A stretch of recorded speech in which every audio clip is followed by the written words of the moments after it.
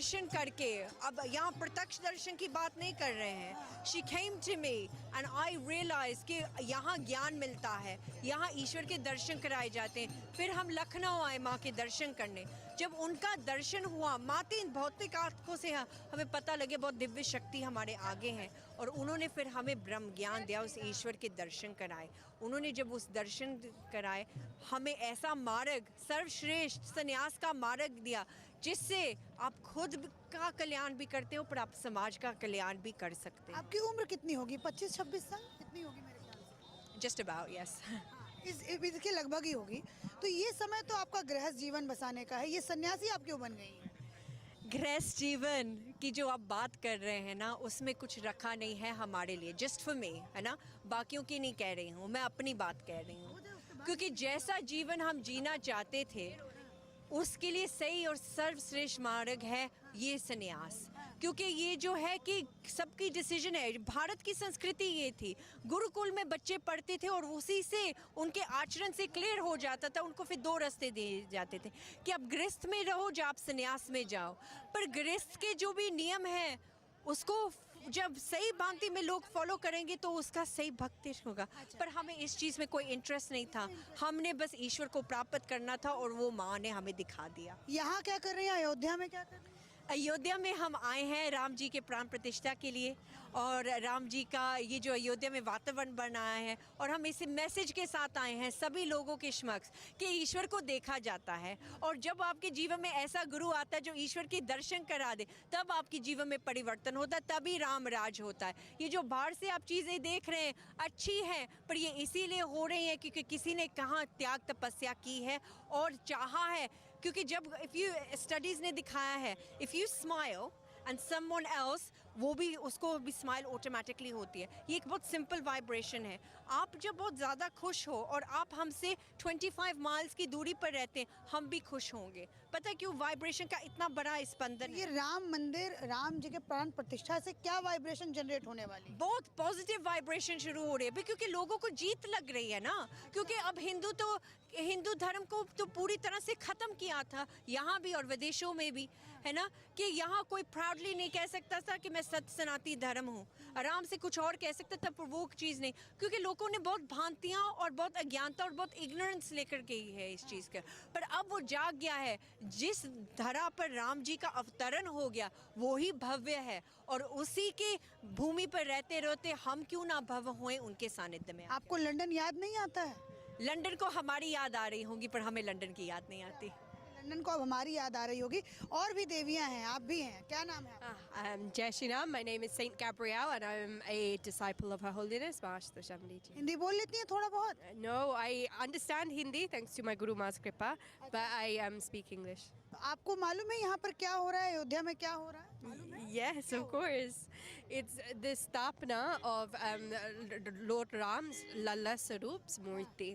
So that's what's happening on a physical level, right? But because I am very lucky to have received Brahm Gyan, the divine knowledge from my Guru Ma, Her Holiness Maharashtra Shamli ji, on an adhyatmic level, there's so much divine light that's happening here that we can't see with these two eyes. बहुत सारे लोग मेरे दर्शक नहीं समझ पाएंगे, तो थोड़ा सा मैं स्विच कर जाती हूँ। आपका नाम? साध्वी प्रज्ञा भारती। सभी को जय श्री राम। गुरु माँ है हमारी परम पूजनीय माँ आशुतोषाम्बरी जी। अच्छा, आप लोगों को मतलब आप सभी लोगों ने संन्यास जो है वो मतलब ले रखा है, शादी ब्याह कभी कुछ नहीं करेंगे आप? अभी आप उनसे भी प्रश्न पूछ रहे थे कि गृहस्थ की एज है, हाँ, तो मैं सभी से प्रश्न करती हूँ इस चैनल के माध्यम से, आज आप टाटा बिरला अंबानी के पास भी जाएंगे या किसी गांव के व्यक्ति से भी जाके पूछेंगे? Because you meet a lot of people, हम बहुत से लोगों से मिलते हैं, कोई भी आज अपने जीवन में सुखी नहीं है और चिंतन नहीं है इस चीज़ पे कि हम सुखी क्यों नहीं है। गृहस्थ में क्या है? सभी ने सुना है ना कि स्वार्थ के रिश्ते हैं, क्योंकि it's a human nature. You expect something, आप एक्सपेक्ट करते हो कि सामने वाला ये करेगा तो मैं ये करूँगी। ऐसे रिश्ते में कभी सुख शांति नहीं हो सकती। सुख शांति और आनंद मात्र उस ईश्वर में है जो केवल लुटाने का सागर है, क्योंकि मनुष्य की प्रवृत्ति है केवल मिल जाए। यहाँ अयोध्या में आकर कैसा लग रहा है? अयोध्या की धराधाम संपूर्णतः आनंदित है, पूरा वातावरण एकदम दिव्य है और सभी के भीतर इतना जोश और उत्साह दौड़ रहा है और वो आंतरिक अनुभूति हम सभी को यहाँ हो रही है इस समय। लोग तो कह रहे हैं कि राम मंदिर से कुछ होने जाने वाला है नहीं, ये तो बस दिखावा है और एक तरीके से आप कहिए तो बीजेपी का प्रचार एजेंडा है?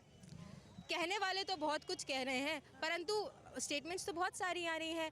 राम को ही काल्पनिक कह दिया है, ग्रंथ शास्त्रों को नकार दिया गया है, कोई कहता है भगवान मांसाहारी हैं।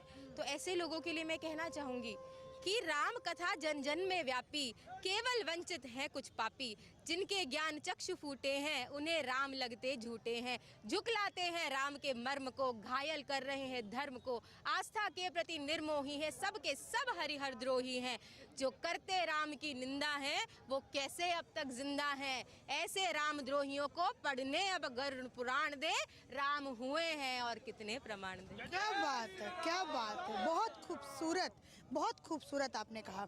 थोड़ा सा मैं उन लोगों को भी जवाब चाहती हूँ आपके तरफ से मिले, जो लोग कहते हैं कि जी राम मंदिर बन गया, मतलब सरकास्टिक वे में कहते हैं राम मंदिर बन गया सब कुछ हो गया, देश की अर्थव्यवस्था जाए मतलब चूल्हे में जाए उससे कोई फर्क नहीं पड़ता, लेकिन राम मंदिर बन गया सब कुछ हो गया, तो क्या कहोगे ऐसे लोगों को? उन लोगों को कहूंगी कि चाहे सरकास्टिक वे में ही सही, आप बहुत बड़ी बात बोल रहे हैं कि राम मंदिर बन गया सब कुछ हो गया, क्योंकि प्रभु का धरा पे अवतरण हो चुका है, वो तो सदा सदा है, आदि अनंत है, परंतु यह बाहरी बस एक संकेत है उन लोगों के लिए जिनको समझ नहीं आ रहा है। ये बाहरी मूर्ति मात्र संकेत है, वो सब समझ जाए, उनको समझाने के लिए कि जैसा भी कहा कि जिनके ज्ञान चक्षु फूटे हैं, जो आंतरिक रूप से राम को मानते नहीं है, जानते नहीं है, वो स्टेटमेंट्स दे रहे हैं। भगवान अब भी अंत तक आके चेता रहे हैं कि देख मैं आ गया हूँ, अब जागृत हो, धर्म की स्थापना का समय है, अधर्म के विनाश का समय है। तो उन लोगों से कहूंगी कि राम आ गए हैं, कार्य हो गया है। आप सरकास्टिक वे में ही सही, आप सही कह रहे हो कि आत्मा आपकी बता रही है कि अब कुछ नहीं होने वाला,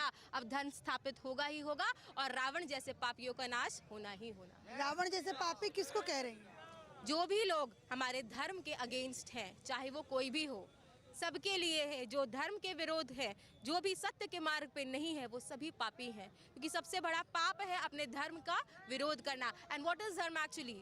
religion is the realisation of God. Swami Vivekananda ने कहा कि धर्म ईश्वर की प्रत्यक्ष अनुभूति है। अगर आपने वो नहीं किया तो आप धार्मिक नहीं है, और आप ईश्वर को ही नकार रहे हैं तो सबसे बड़े अधर्मी आप स्वयं हैं। फर्राटेदार अंग्रेजी ये बोल रही हैं, और आप ये समझिए उन लोगों को ये जवाब है जो लोग कहते थे कि सन्यासी वो लोग बनते हैं जो लोग कुछ भी नहीं करते, अपने जीवन में असफल हो जाते हैं तो सन्यासी बनते हैं। इस तरीके से जब हिंदू धर्म का अप्रचार होता है, हिंदू धर्म को इस तरीके से बोला जाता है, तो आप सारी जो यंग पीढ़ी है वो क्या सोचती है? मैं आपके पास भी आऊँगी।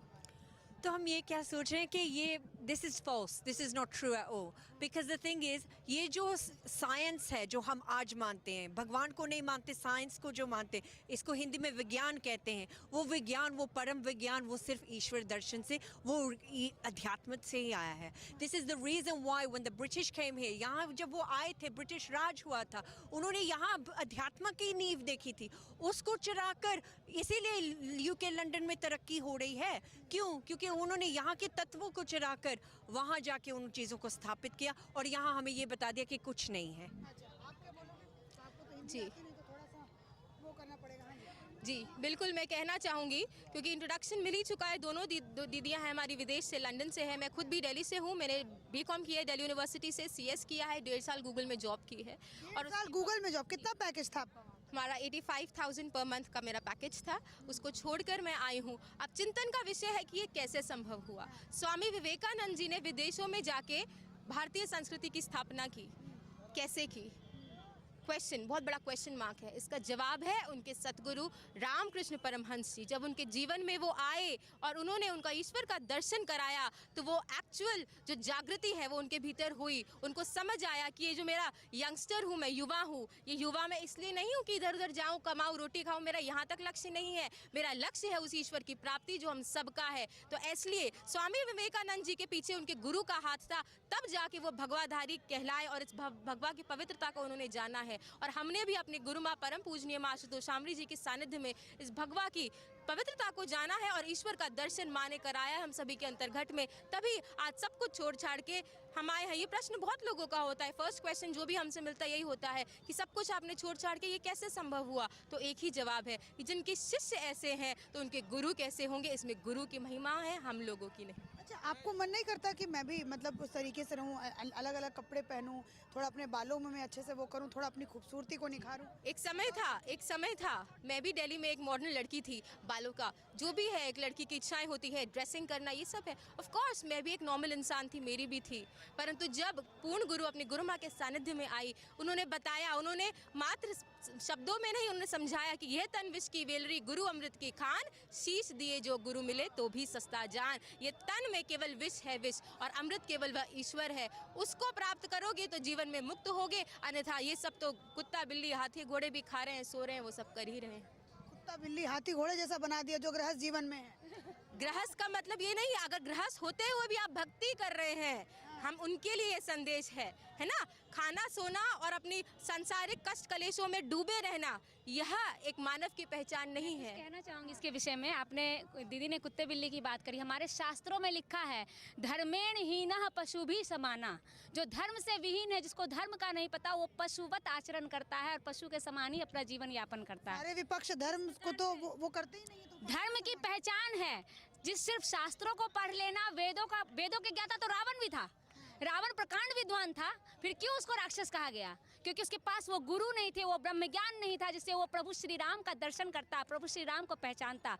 विद्वान तो रावण भी था, क्यों उसको फिर राक्षस कहा गया? इसीलिए हमारे शास्त्र कहते हैं, वेदाहमेतम पुरुषम महांतम आदित्य वर्णम तमसा परस्तात् तमेव विदित्वाति मृत्युमेति नान्यः पंथा विद्यते अनाया। जो उस परम प्रकाश पुरुष को जानता है, वो काल पुरुष को जानता है, वही परम पुरुष है, वही सतगुरु है, और इसके अलावा कोई और मार्ग नहीं है। हमारे विवेकानंद जी ने कहा है, अगर आत्मा है तो उसे महसूस करो, अगर ईश्वर है, आप तुम जानते हो कि ईश्वर है, तो उसका दर्शन करो, अन्यथा ये पाखंड करने से अच्छा है तुम नास्तिक हो जाओ, क्योंकि ये पाखंड सही नहीं है। इसके बजाय तुम नास्तिक रहो, आस्तिक हो। अगर अपने आप को आस्तिक कहते हो तो एक सच्चा हिंदू वही होता है जो सिर्फ वेदों को, शास्त्रों को पढ़ता नहीं है, बल्कि उसे अपने अंतःकरण में जानता है। हमारे ऋषि मुनियों ने वेदों को लिखा नहीं, उन्होंने पहले अपने अंतःकरण में देखा है। वेदों में कहा है, अरे वाह आत्मा द्रष्टव्यो मंतव्यो श्रोतव्यो, श्रोतव्यो द्रष्टव्यो मंतव्यो। पहले सुनो, फिर देखो, फिर मानो।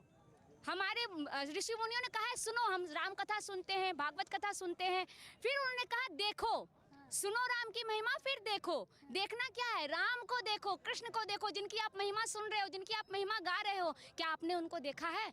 स्वामी विवेकानंद जी एक प्रश्न करते थे हर गुरु से के पास जाके, क्या आपने ईश्वर को देखा है? क्या आप मुझे दिखा सकते हैं? हम इस लाइव के माध्यम से पूरी दुनिया वालों को कहना चाहते हैं। कहते हैं हमारी श्रद्धा ठगी गई जी, ऐसे गुरु मिल गए, अरे उस गुरु के बारे में तो ऐसा न्यूज़ आ रहा था, पता नहीं इतने सारे उसके फॉलोअर्स हैं, लेकिन ऐसे फिर क्यों हो गया? तो हम उन सब के साथ कहना चाह रहे हैं, हमारी गुरु माँ अक्सर एक बात कहती है कि श्रद्धावान लभ्यते ज्ञानम, लेकिन श्रद्धा को भी विवेक की आंख चाहिए। अगर विवेक नहीं है आपके पास तो आपकी श्रद्धा ठगी जाएगी, क्योंकि अगर संसार में असली नोट है तो नकली भी भरे पड़े हैं। आपकी उम्र कितनी है?